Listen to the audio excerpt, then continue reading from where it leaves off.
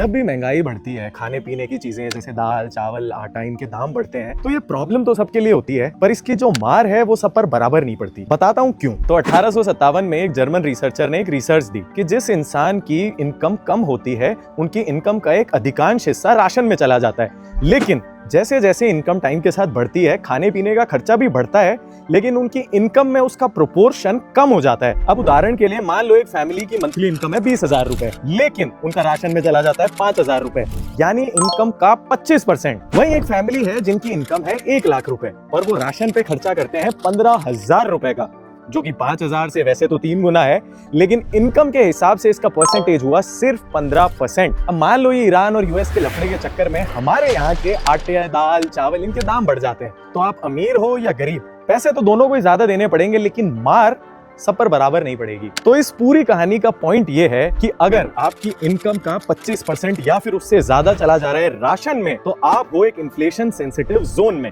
इसीलिए सबसे पहले आपको एक इमरजेंसी फंड बनाना चाहिए जिसमें कम से कम 3 से 6 महीने का फाइनेंशियल बफर हो, क्योंकि महंगाई कभी बताकर नहीं बढ़ती। और शेयर कर दो उन दोस्तों को जो फिजूल खर्ची बहुत ज्यादा करते हैं।